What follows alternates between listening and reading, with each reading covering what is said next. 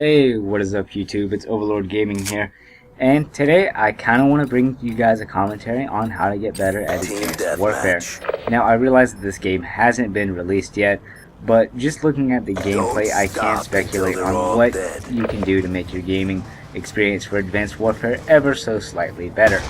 So, starting off, from reading around on the internet, most of these maps are somewhat like Black Ops 2. They go left, middle, and then to the right, and then there's usually going to be a bottom mid and then a top mid, or something to that extent. Now, you would definitely want to stick on the left or the right side of the map and then run around and try and flank people and get around them, and constantly be careful.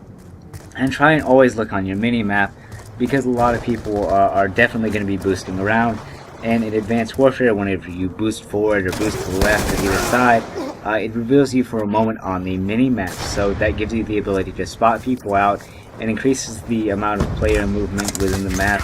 So if I were you, I definitely wouldn't use the boost unless I really had to.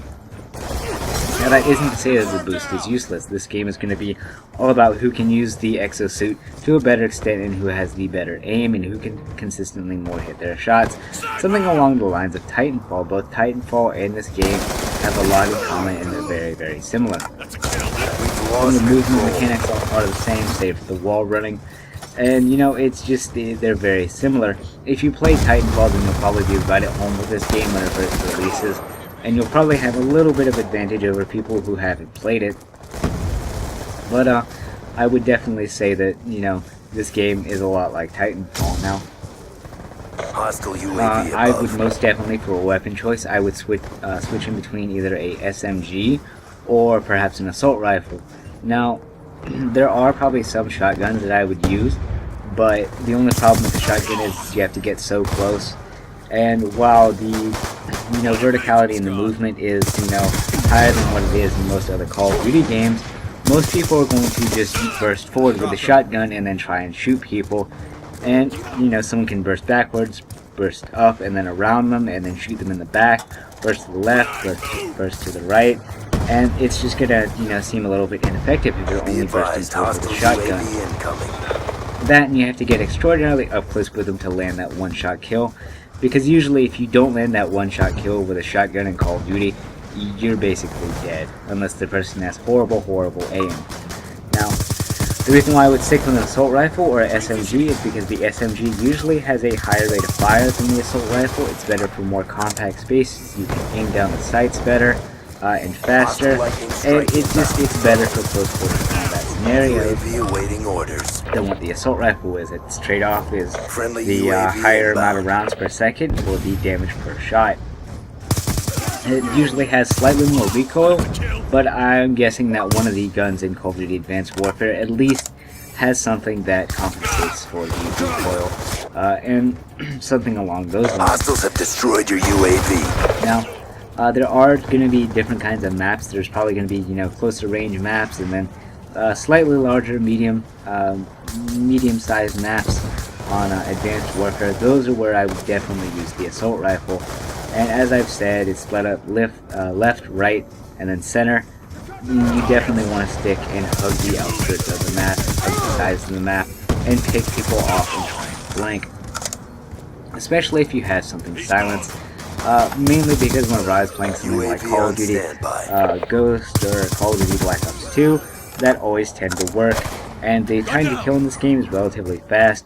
So if you get the drop on someone and your aim is true, then you will definitely shred their health, and they won't even be able to react to you.